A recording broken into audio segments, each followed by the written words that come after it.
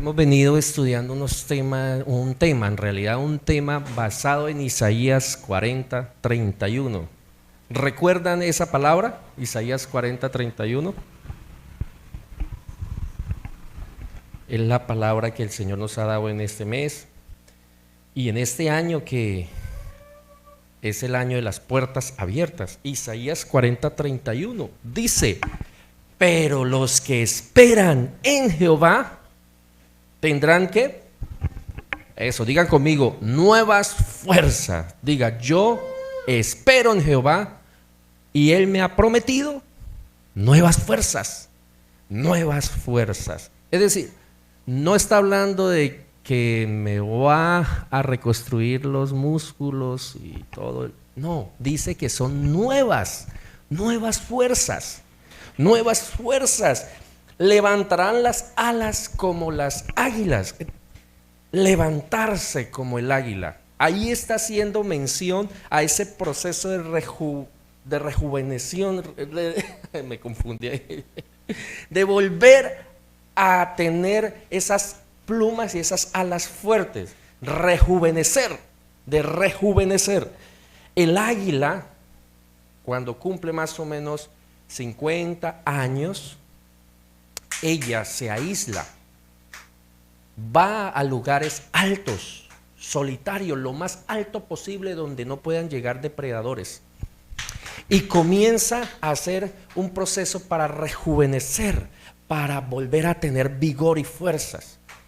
Y en lo primero que el águila hace ese proceso es en el pico. El pico del águila es de esta forma y empieza a redondearse en esta así hacia adentro, y pierde entonces la capacidad de cazar, de coger, y entonces se puede morir por hambre, inanición. ¿Sí? Entonces ella va y se ubica en lo más alto donde hay hartas rocas, donde puede estar oculta, los depredadores no la puedan ver, y comienza a golpearse el pico contra la roca hasta que se lo desprende, se lo arranca. Y queda en un proceso ahí como invernando hasta que empieza a salir un pico nuevo. ¿Sí? Después de ello, entonces con el pico nuevo ya puede coger bien, empieza a arrancarse cada una de las plumas. ¿Sí? Empieza con las plumas de las alas, que es con la que más se cubre. ¿Sí? Y arranca las plumas y después el resto, el cuerpo. Y lo último que se quita son las garras, ¿sí? Las garras, porque esa es su digamos, su arma de defensa y de ataque también, ¿sí? Es lo último que se quita y se las arranca con ese pico nuevo, ¿sí? Se las quita. Y cuando ya tiene su plumaje nuevo y sus garras nuevas, sale de ese lugar raquítica, eso sí, pero con una diferencia: tiene nuevas fuerza, aunque está raquítica. Ese proceso dura siempre meses, creo que alrededor de 4 meses, ¿sí? Tiene nuevas fuerzas. Esa es el águila. Y el primer vuelo que hace es volar por encima de las nubes. Y después de estar allá encima, sí, aclara los ojos, porque necesita ir allá a aclarar los ojos de todo ese tiempo que estuvo para poder comenzar a alimentarse. Y ahí sí, fija la mirada. Un águila joven puede mirar hasta, creo que 10 kilómetros. Tengo que averiguarme. Esa partecita sí la tengo, no la tengo clara, pero mira muy. Y entonces necesita aclarar su visión para poder cazar y alimentarse nuevamente. Mira, pero el misterio más grande que el Señor Dios Todopoderoso puso en ese animal, y aquí en Isaías 40:31 nos compara como las águilas, es ese: que a pesar de ese tiempo de hibernación y donde se quitó todo, volvió a salirle el pico, las plumas, las garras, volvió a tener nuevo todo eso. Sus fuerzas son nuevas, son nuevas. Y el Señor Dios Todopoderoso nos compara a ti y a mí con el águila. Dice que tendremos nuevas fuerzas, levantaremos esas alas como el águila, correremos y no nos cansaremos, caminaremos y no nos fatigaremos. Y hoy quiero hablar sobre una situación que quita las fuerzas, ¿sí? Y tiene que ver con la frustración y la angustia. ¿Alguno de ustedes ha vivido esa situación, frustración y angustia? Entonces, hoy en esta serie que he titulado Nuevas Fuerzas, la cuarta parte, vamos a ver el tema venciendo la frustración y la angustia. Solamente imagínese el águila con el pico así todo redondeado y hacia adentro. ¿Cómo hace? ¿Sí? ¿Cómo hace para poder cazar, para poder desgarrar el alimento y consumirlo? ¿Sí? Por eso tomó la decisión de ir a ese lugar alto para limpiarse, quitarse lo que no le sirve, rejuvenecerse. Y lo dice claramente, y la ciencia lo ha descubierto, en las alturas. Tú y yo necesitamos ir al monte santo, al monte de Dios. Allí vamos a encontrar respuesta. Venciendo la frustración y la angustia. ¿Qué es la frustración? Para podernos ubicar y usted entonces pueda comprender claramente. Es la respuesta emocional normal y necesita ser pasajera, porque si no es pasajera, entonces entra lo que es la angustia. Normal y pasajera ante la imposibilidad de satisfacer un deseo, una necesidad, una meta o una expectativa, caracterizada por sentimientos de enojo, tristeza, decepción y algunas situaciones de ansiedad por no alcanzarse, no lograrse esos objetivos, esas metas o suplir esa necesidad. ¿Sí? Entonces, esa es la frustración. Comúnmente o coloquialmente se le dice, es una palabra, yo la vine a escuchar aquí en el Caquetá, ¿sí? Y una vez estaba yo jugando y perdimos un partido de fútbol en la calle. Y entonces a mí me dio rabia, me enojé.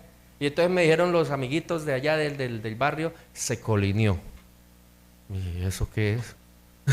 ¿Esa palabra qué significa? Sí. Y entonces eso es frustración, ¿sí? Esa es la palabra coloquial. Hay otra palabra coloquial que no la voy a decir, empieza por R, no la voy a decir, pero significa eso. Eso es frustración, no lograr ese objetivo, esa meta o suplir esa necesidad. Y se siente uno en enojo, le da tristeza, se decepciona. ¿Y ahora qué voy a hacer? Viene la preocupación, que es el primer camino a la ansiedad. Entonces, eso es frustración. ¿La hemos vivido? Claro que sí. ¿Casi todos los días? Sí. ¿Necesitamos entenderla y comprenderla? Sí. Para poder gestionarla, superarla y vencerla. Porque si la frustración pasa de ser una situación o un estado emocional pasajero a estar continuamente tocando la puerta, ¿cierto? Tocando la puerta, pues me va a afectar mi calidad de vida. Y nosotros estamos llamados a tener una mente triunfadora, porque Cristo Jesús dijo, ustedes tienen la mente de Cristo. Pablo lo dijo claramente, tienen la mente de Cristo. Entonces hemos sido llamados a tener una mentalidad triunfadora, pero necesitamos entender y comprender qué es lo que pasa dentro de nosotros.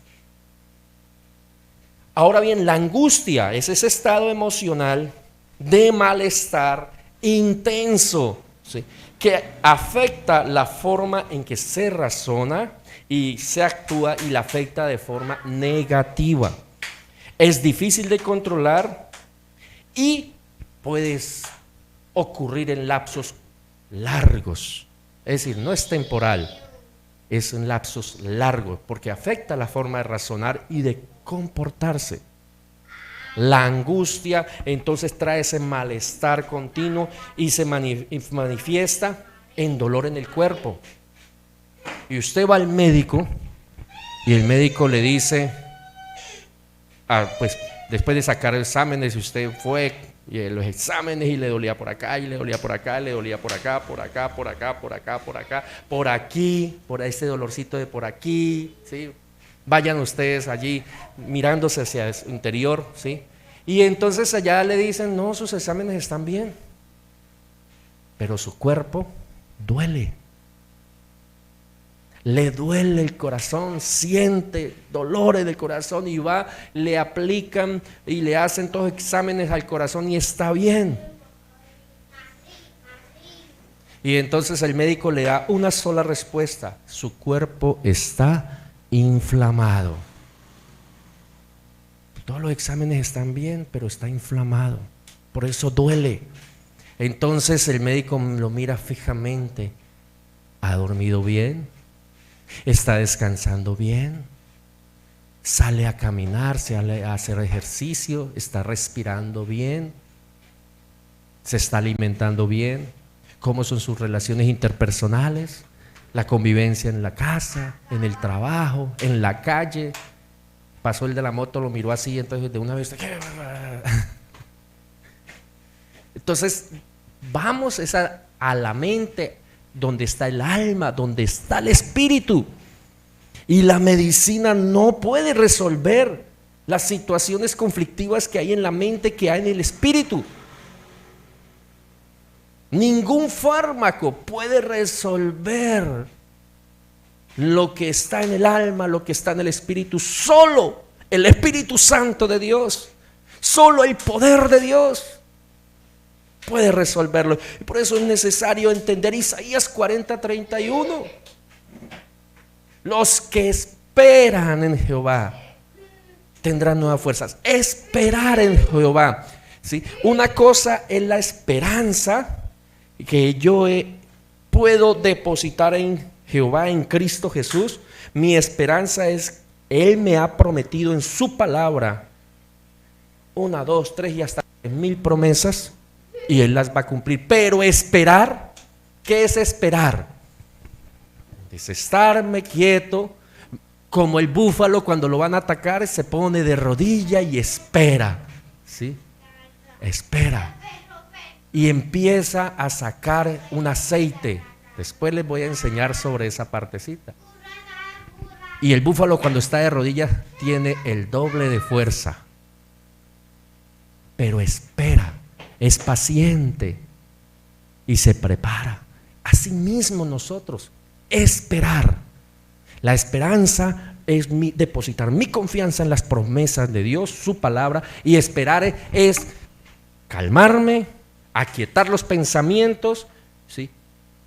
Y estoy allí pacientemente esperando, no esperanzado. Ya sé que confío en Dios y Dios va a cumplir, pero voy esperando que llegue esa promesa.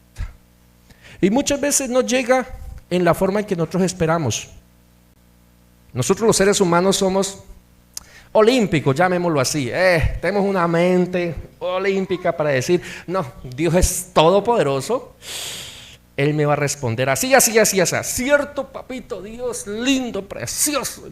Y nosotros esperamos que Dios responda a mi parecer, como yo pienso. Pero Dios no responde de esa forma. Por lo menos Dios tiene 3 formas de responder. Con un sí, pedimos, y el Señor se da cuenta, está pidiendo de acuerdo a mi voluntad. Con un espere, voy a mover los hilos, porque Él es el creador y es el gran arquitecto de todo lo que existe. Y en el momento específico, justo a tiempo, no fuera de tiempo, viene la respuesta, ¿o no? ¿Sí? Él es Dios, el creador. Hashem es su nombre, cantó Moisés, Hashem es su nombre.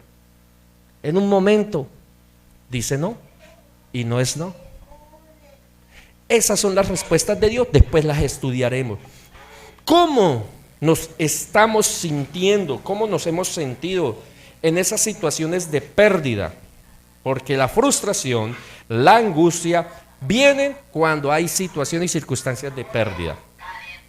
Vamos a ver 2 ejemplos en la Biblia de 2 personas que no pudieron gestionar la frustración, la angustia, las decisiones que tomaron.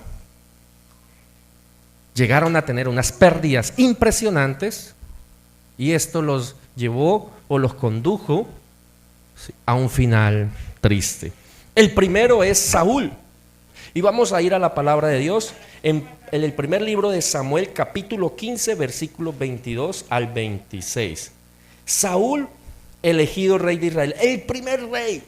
Saúl, un hombre alto, ¿sí?, de buen parecer, diestro en lo que hacía, en el cuidado de la granja o del campo con sus padres, sus tíos, sus hermanos, todo. Sobresalía, muy alto, sobresalía sobre los demás. Y Dios lo escogió para ser rey de Israel, el primer rey de Israel. Y dice la palabra de Dios en Samuel 15, 22. Samuel le dijo, le hace esta pregunta confrontándolo: ¿se complace Jehová tanto en los holocaustos y víctimas como en que se obedezca a las palabras de Jehová? Ciertamente el obedecer es mejor que los sacrificios, y el prestar atención que la grosura de los carneros.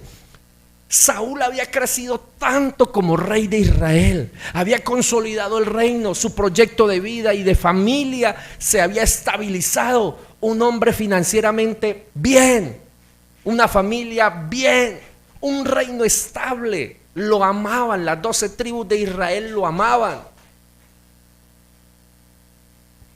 ¿Y él qué tenía que hacer? Sencillamente tomar todo ese amor, tomarlo así y pasarlo ¿a dónde? A Dios. ¿Pero qué hizo él? Tomó todo ese amor, esas palabras bonitas, y las abrazó. Se quedó con ellas. Se envaneció. La gloria de Israel ya no era Dios, sino él. Él se atribuyó la gloria de Dios. Porque como pecado de adivinación es la rebelión, versículo 23. Y como ídolos e idolatría la obstinación. Entonces dice que la idolatría y la adivinación, la idolatría, obstinación, pecados que él cometió.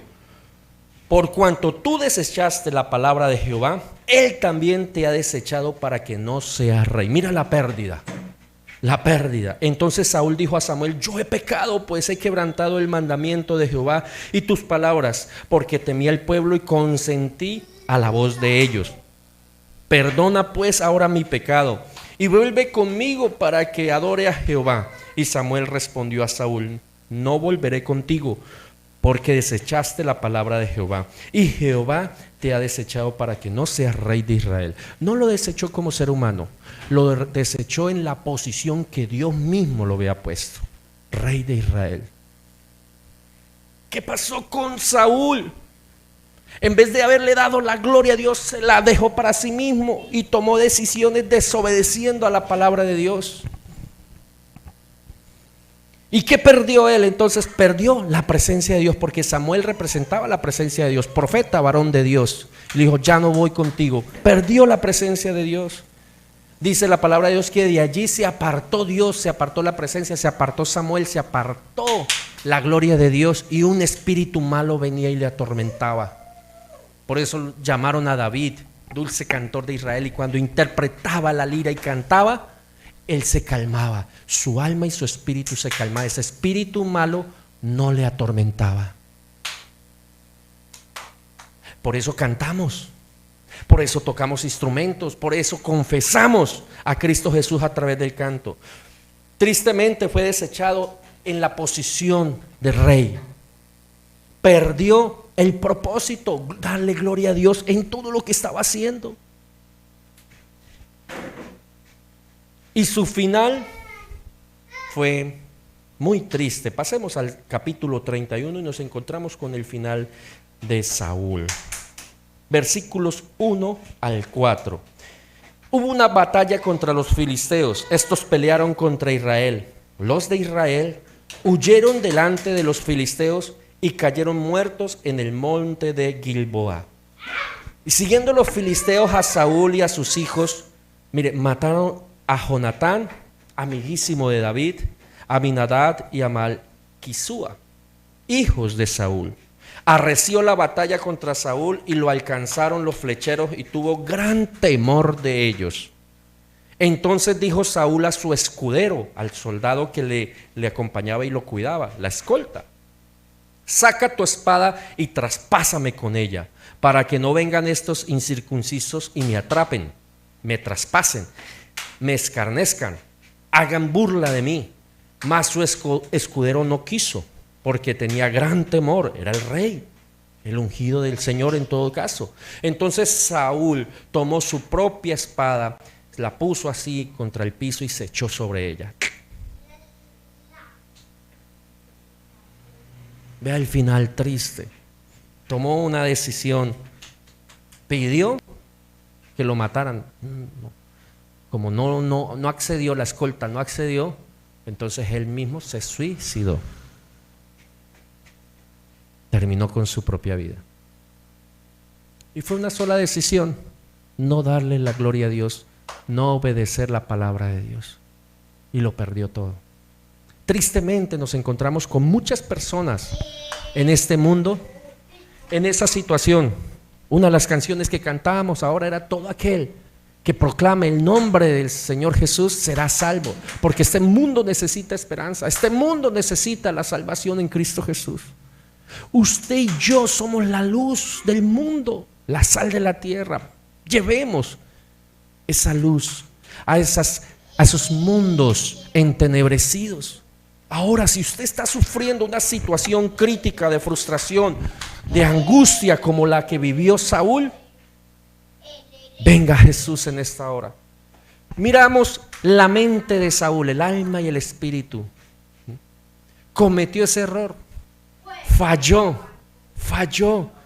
continuamente, hasta que el profeta le vino y le dijo: has fallado, te has desviado.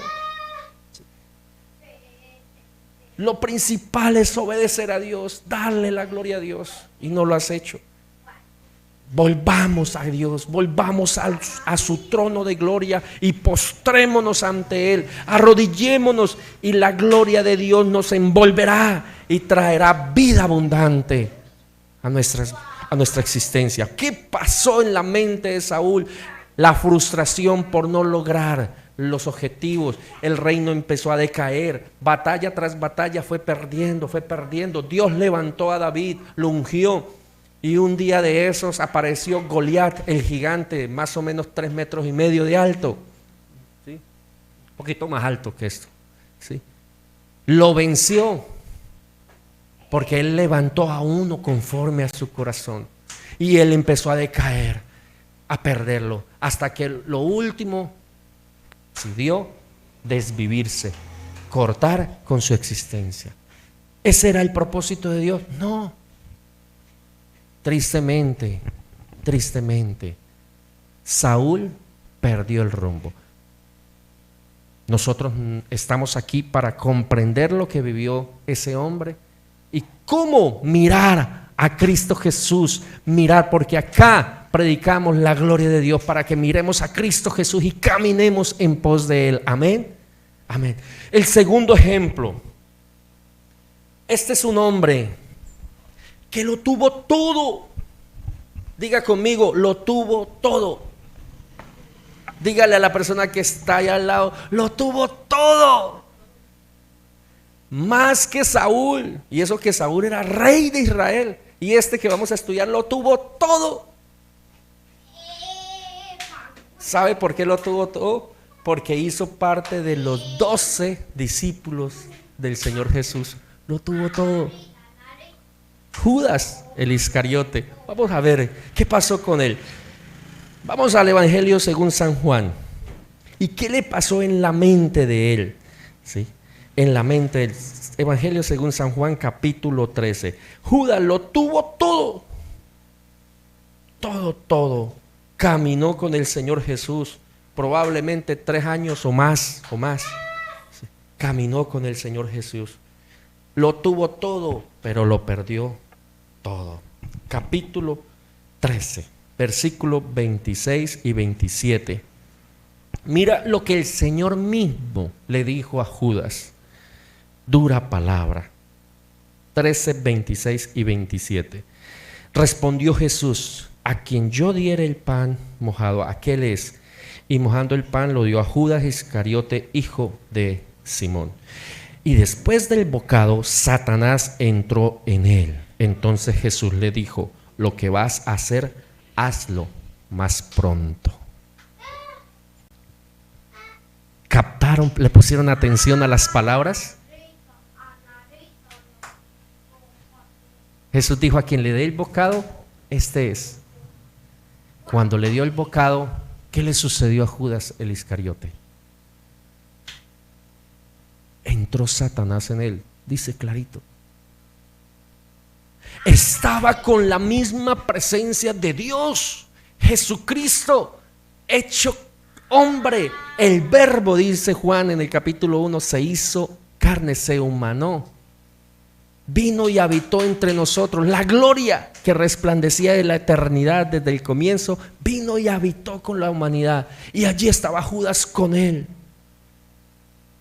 Pero su mente, alma y espíritu estaban vacíos. No estaba la presencia de Dios en él. Y si no estaba la presencia de Dios, ¿qué lo estaba habitando? Mira, ahí dice claramente: después entró el maligno a habitarlo. Triste. Si nos devolvemos un capítulo, el capítulo 12, nos encontramos en el versículo 1 al 8. Jesús estaba en Betania, en casa de Lázaro. Marta servía. María tomó una libra de perfume de nardo puro. Recuerde que costaba el salario de un año ese perfume. Y tomó ese perfume de nardo de mucho precio y ungió los pies con sus cabellos, ungió al Señor. Y la casa se llenó de olor grato, olor de perfume. Y el versículo 4, y uno de los discípulos, Judas Iscariote, dijo, el que le había de entregar: ¿por qué no fue este perfume vendido por 300 denarios y dado a los pobres? Pero dijo esto no porque si cuidara de los pobres, es decir, no porque tuviera un corazón compasivo y voy a ayudar y mire ese dinero, vamos a repartir y aquí y marque aquí y marque allá. No estoy haciendo alusión a nada que está pasando ahorita, pero resultan por ahí y ponen por allá una valla: venga, vamos a ayudar a los pobres, vamos a hacer cambios. Muy parecido a lo que está pasando en estos días. Él no lo hacía por eso. ¿Por qué lo hacía? Dice, vea, sino porque era ladrón. Tenía la bolsa del dinero y sustraía de lo que se echaba en ella. Era ladrón. Judas era el tesorero del ministerio del Señor Jesús. Manejaba las finanzas del ministerio, pero sacaba para sus propios caprichos. Era ladrón. Se dejó engañar. Pero le digo, lo tenía todo, pero no tenía nada, porque su alma, su espíritu estaban vacíos de la presencia de Dios y los dejó llenar de la corrupción, de la inmundicia de este mundo, a tal punto que esa noche, estando con el Señor allí, la presencia lo abandonó totalmente y vino Satanás y lo habitó. Perdió el propósito del llamado. Nos encontramos allí. Mateo 10 dice que él fue uno de los 12 llamados para estar con Jesús, para vivir con él y ser comisionado a la labor que ya conocemos de los apóstoles. Pero él se perdió. Fue llamado hijo de perdición. Se desvió totalmente. En Mateo 27, nos devolvemos un poquito allí en el Evangelio de Mateo. Nos encontramos con el triste final de este hombre. Dice así la palabra de Dios y voy a leerlo. Dice que él hizo un negocio con los sacerdotes, el Sanedrín, era el gobierno de Israel, y ellos le pagaron 30 piezas de plata para que traicionara al Señor. Conocemos muy bien, hemos visto en las películas. Y recibió ese dinero y se fue y le dio un beso traidor, la noche antes de ser muerto en Getsemaní. Y aquí dice entonces en Mateo 27:3 que Judas le había entregado, y al verlo que era condenado, devolvió arrepentido las 30 piezas de plata a los principales sacerdotes y ancianos. Volvió arrepentido, pero no volvió al lugar que tenía que ir, a Jesús. No, fue a quienes lo contrataron, a los que tenían la mente, el alma y el espíritu también llenos de corrupción y de inmundicia. ¿Iba a obtener absolución allí? No. Y esto le dijeron: ese dinero no tiene que ver nada con nosotros, es dinero de sangre, vete, tú verás qué hace con tu remordimiento. Tremenda respuesta. Usted verá, usted la hizo, usted la paga. Y en cierta medida tenían razón, porque cada uno llevamos las consecuencias de nuestros propios actos. Y eso le correspondió a Judas. Arrojó las piezas de plata en el templo, salió y fue y se ahorcó. Versículo 5. Fue y se ahorcó. Triste final. Lo tenía todo, amados hermanos, amada iglesia, lo tenía todo. Pero se vio a sí mismo frustrado porque no lograba el objetivo, no lograba las metas. Él pensaba que el Señor Jesús iba a transformar a todo Israel, iba a acabar con la esclavitud del Imperio Romano, iba a hacer cosas tremendas, se iba a llenar de dinero porque él sustraía. Y nos vamos a hacer ricos con esos milagros, pues vamos a cobrar. Por cada milagro, oiga, paguen aquí un denario. Y dice el apóstol Juan que si se hubieran escrito todos los hechos del Señor Jesús, no cabrían en los libros en este planeta Tierra. Es decir, la mente de Judas voló, ¿sí? Voló, la mente de Judas voló. ¡Wow! No, podemos hacer, no, imagínese, por cada 10 denarios, pues yo me saco el 20%, el 30% me los guardo y nadie se va a dar cuenta. Nos vamos a enriquecer.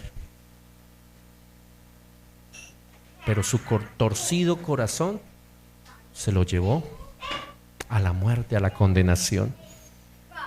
Solo imagínese, dice allí, que viendo que el Señor Jesús, un inocente, era condenado, devolvió arrepentido las 30 piezas de plata. La frustración, la angustia lo empezó a ahorcar y lo destruyó, lo consumió. Y tristemente nos encontramos a nuestro alrededor con muchas personas en una crisis así. Ahora, si usted hoy ha venido con una crisis, hay respuesta. Y vamos a ver el tercer ejemplo de otra situación difícil. Pero este jovencito no actuó de esta forma. Y vamos a ir al segundo libro de Reyes, capítulo 6. Segundo libro de Reyes, capítulo 6. Aquí nos encontramos en la vida del profeta Eliseo. El profeta Eliseo, profeta de fuego, profeta de bendición. Y estaba un día descansando el profeta. Estaba descansando y estaba en la escuela de profetas.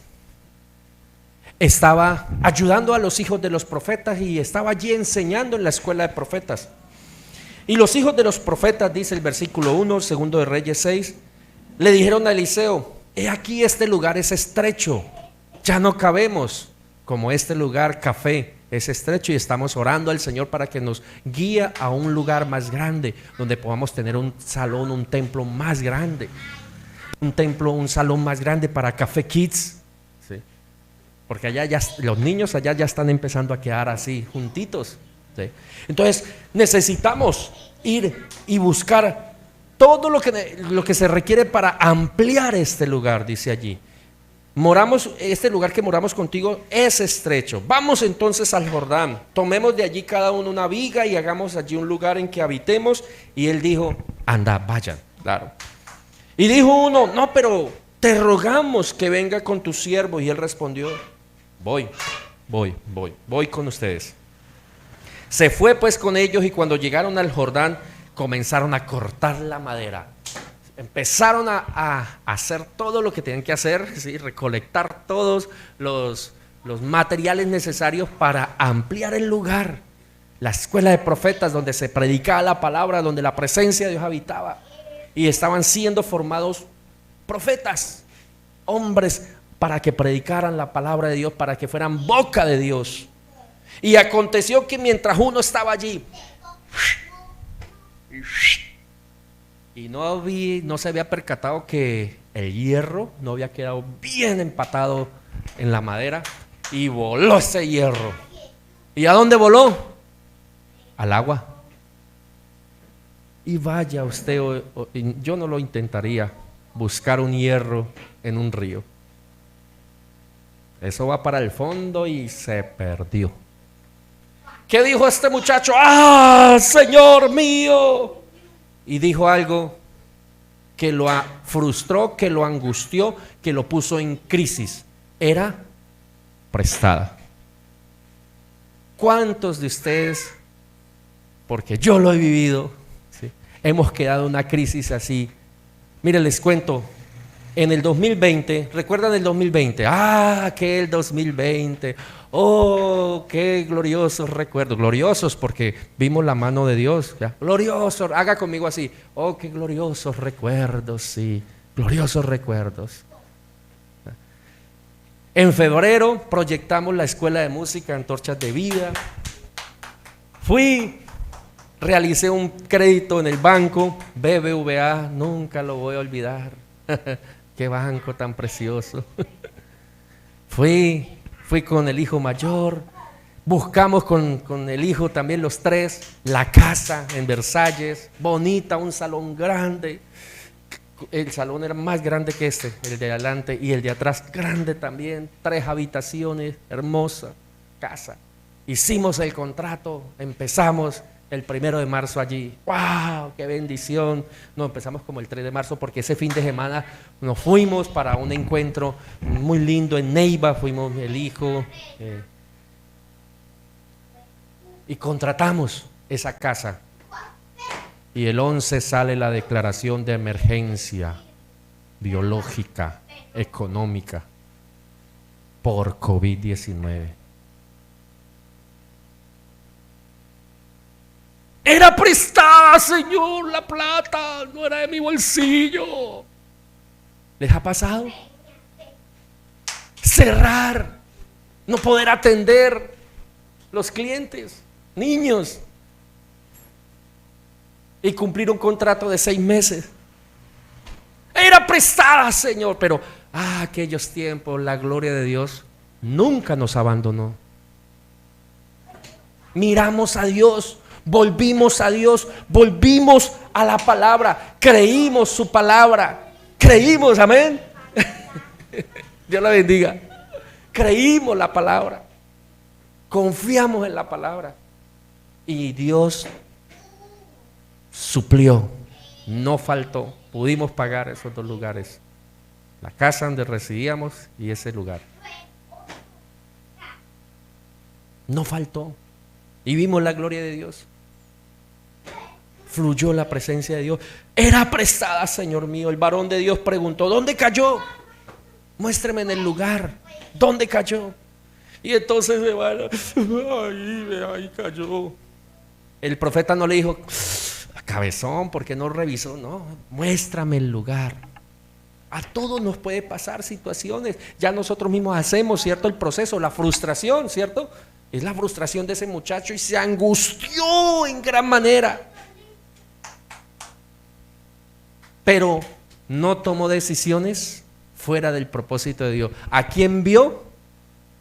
Al profeta. De una vez le gritó, fue al profeta. ¡Ah, Señor mío! Fue al profeta, fue al hombre de Dios, al varón de Dios. No se fue a buscar por allá la ayuda. No, me voy a ver con la palanca de allí de la alcaldía, de la gobernación. No, voy a ver si me bajan el número del CISBEN, para ver si puedo recibir subsidios. No, yo conozco por ahí, no, divorciémonos para que usted vaya como mujer cabeza de hogar y alcance esos servicios o subsidios. Nada de eso, no hicieron nada de eso. Este jovencito miró al profeta y dijo: Señor mío, era prestada. Allí la gran diferencia. Volvió, su mirada a Dios. Volvió su mirada a quien le había llamado, porque él andaba con Dios. Está en la escuela de profetas, como Casa de Amor, Fe y Esperanza aquí. Y volvió la mirada a Dios. Vino a él y dijo: Señor mío, ¿qué hago? Era prestada. Ayúdame, guíame. Yo sé que tú puedes consultar con el Todopoderoso y traer respuesta. ¿Qué hizo el profeta, el varón de Dios? Buscó el lugar, preguntó qué pasaba, en dónde estaba, y fue. Y dice allí, vea el poder de Dios. Tomó un palo, cortó un palo de ese lugar, lo echó allí y el hierro flotó. Un milagro de Dios. El hierro flotó. La física no va a dar explicaciones. El poder de Dios da las explicaciones. Usted y yo necesitamos caminar en el poder de Dios. Usted y yo clamo al Señor día a día. Necesito caminar en el poder de Dios. Yo no puedo en mis propias fuerzas son débiles. Entonces hay que hacer como el águila, ir a las alturas, al poder de Dios, ir al monte santo de Dios, ir allí a encontrarse con Dios. ¿Qué necesitas de mí, Señor Dios Todopoderoso? El varón de Dios tiene el poder de Dios. Usted y yo tenemos el poder de Dios porque somos hijos de Dios. Ya no está solamente en un hombre. Eso fue en el Antiguo Testamento. Cuando Jesús vino acá a la tierra, hizo algo poderoso. Les dijo: ahora ustedes tienen el poder de Dios. En Marcos 16, 15, 16, 17 dice: y estas señales seguirán a los que creen. En mi nombre echarán fuera demonios, orarán por los enfermos y sanarán. Si bebieren cosa mortífera, nada les hará daño. Y aún si alguna serpiente áspida los muerde, no podrá tocar nada. Salmo 91, usted y yo no lo sabemos casi de memoria, ¿cierto? El que habita bajo la sombra del Altísimo morará en esa sombra y dirá: Jehová, tú eres mi roca, mi castillo fuerte, mi alto refugio. No temeré, mi Dios omnipotente lo puede todo. Yo tengo que habitar bajo la sombra del Altísimo, estar bajo la sombra del Omnipotente, no salirme de allí. Y eso vino a ser el Señor Jesús. El sustento fue restituido. Mira lo que dice el versículo 7. Y esta es la palabra que quiero que hoy se lleve. Ya has tomado palabra, pero tenga esta palabra. Y el profeta le dijo: tómalo. Y él extendió la mano y la tomó. Hoy el Señor te dice: ¿qué es lo que necesitas? Tómalo. Por fe, tómalo.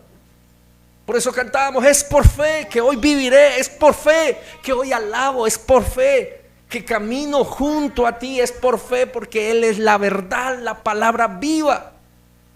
Y sus promesas no faltan, amén. Es por fe. Cree. Juan 11:40. Estaba allí las hermanas de Lázaro tristes, en crisis, porque su hermano estaba 4 días sepultado. Ya es día. ¿No te he dicho que yo soy la resurrección y la vida? Sí, Señor, le respondió. Sí, como esa propaganda antigua, ¿cierto? Sí, Señor, yo sé que tú eres la resurrección y la vida. ¿No te he dicho que si crees verás la gloria de Dios? Creer para ver la gloria de Dios. Creer que Él obrará. Creer es la clave.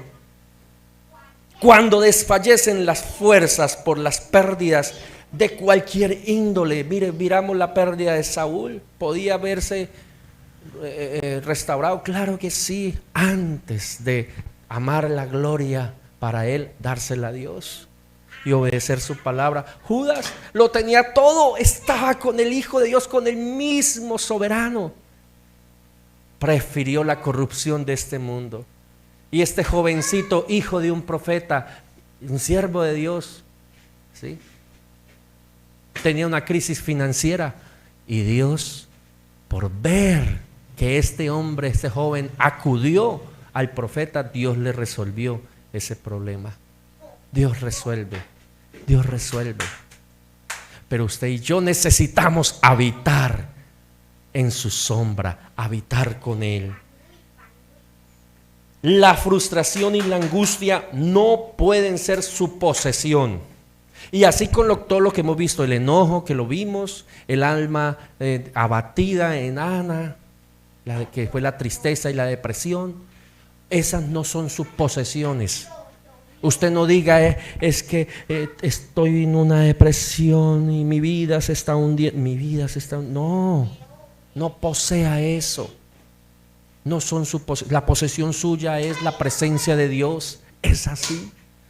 Deseche ahora mismo todo eso que le está haciendo daño. Sus palabras, diga ahora mismo: mis palabras hoy las pongo en el altar donde son santificadas, son purificadas, y comienzo a caminar en la palabra de Dios, que es vida, es viva, es eficaz y trae bendición de Dios.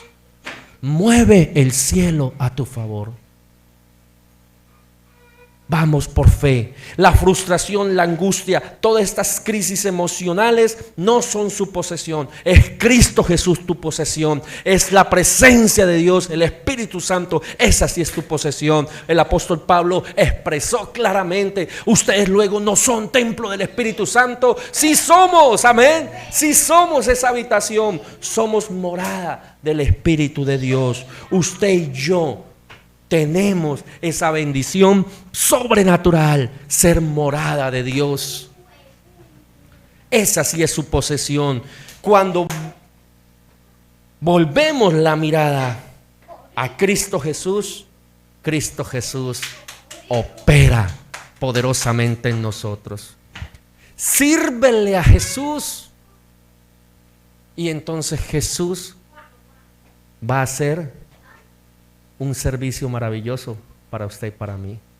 Se encargará de nuestras familias, de nuestras finanzas, de nuestra salud.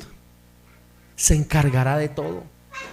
Pero empiece a servirle. Esa fue la respuesta del Señor Jesús en el desierto al diablo. Solo al Señor Dios servirás y a Él solo adorarás. Vete de aquí, Satanás, porque no tienes parte ni hecho en este momento, en este lugar, en esta misión.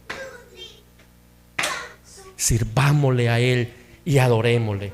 Y como dice el versículo 7, hoy nos dice: tomen la bendición. Extendamos la mano y tomemos. Ese joven extendió la mano y tomó el hierro antes que se hundiera otra vez. Y sus finanzas fueron restauradas. El sustento fue restaurado. Pudieron construir, ¿sí? Después de ver esa obra maravillosa, porque Dios es un Dios de maravillas. Dios no es un Dios bombero, que cuando está el incendio acá, entonces ya ayúdame Dios. No, Él es un Dios que quiere vivir con nosotros. Es el único Dios que quiere habitar con nosotros, en nosotros, y actuar con nosotros. Así que camina con Él. Jesús está aquí y te extiende la mano para que tú la tomes. Tómala y deja que su poder te toque más y más. Cierra tus ojos allí. Cierra tus ojos y dígale: Señor, estoy aquí y extiendo mi mano para tomar tu mano y no me quiero soltar. Llévame a esos lugares altos. Llévame a esos lugares para que me renueves, para que quite lo que tenga que quitar de mi vida, de mi existencia. Lo que tenga que romper, rómpelo. Lo que tengas que arrancar, arráncalo. Quiero ser libre ahora mismo. Tú eres mi posesión, yo soy tu posesión. Me has llamado por mi nombre, te ha llamado hoy y te restaura. El Todopoderoso te restaura en esta hora, te levanta y te quiere llevar a nuevas alturas, con nuevas fuerzas. Si muchos alrededor tuyo han flaqueado, te están haciendo daño, se han convertido en enemigos,